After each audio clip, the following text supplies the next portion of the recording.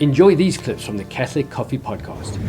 I think what's important here is we need to find a way for the left and the right, the conservatives and the liberals, to talk together and find a way to actually find the best approach to where the church needs to go, especially in the difficult and troubled times we're in now, especially with the lockdown and the lack of ability to approach Mass or be part of Mass or be in it.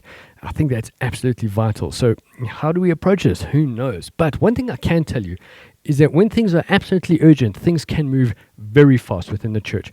So in South Africa, where I am based in Johannesburg, we got our lockdown notice, I think it was 2 weeks before Easter, or maybe a week and a half before Easter. I can't remember exactly.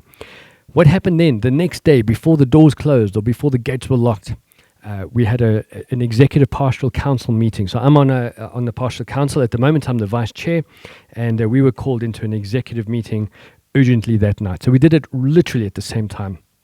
And we thought, how are we going to do this? How are we going to make sure that our community remains in touch with the parish, and the parish remains in touch with the community?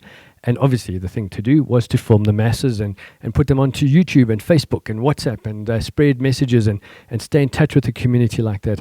And we did it very quickly and very successfully. I think it worked out very well. We've got incredible feedback from our community, and we're really grateful for that. I was the guy sucking into doing a lot of the work, but I actually really enjoy it, and it's really good for my faith as well that I can participate and give back to the community. So we moved very fast, and not only our parish, but I know many parishes around our diocese and obviously around the world. Many parishes have been quickly jumped on board, set up a YouTube channel, got Facebook working. Although we've had a Facebook page forever, we've never really used it that well, but now we do. Now it has become the central point to communicate with our parish. And same with WhatsApp. We've filling up WhatsApp groups, and we have to start another group because of the group limit. But we're getting there, and it's been really good for the community and a bit of an eye-opener for our priests as well. And I think here's the downside, or the tricky side. A lot of the parish priests are not that tech-savvy. Some are amazing, some are on top of it. But a lot aren't. And, it could be an age thing, could be a generational thing. It doesn't really matter.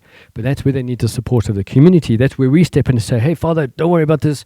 I got it. We can take it and get out there. So when I say I'm doing a lot of the work, I'm doing a lot of the video work for our parish. But we've got a huge team behind us. When I say huge, maybe 6, maybe 8, maybe 10 people at the most behind us, helping out, getting the messages out there on Facebook, on YouTube, etc., and on WhatsApp as well. So, big up and thank you to those guys. But what's important is that the community is getting built.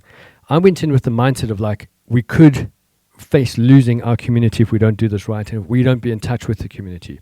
So we urgently jumped on board and made sure we made this happen, and it has worked out well. If you enjoyed this clip from the Catholic Coffee Podcast, you will love the full podcast. Follow the link in the description and subscribe to the channel. Please like, share, and subscribe.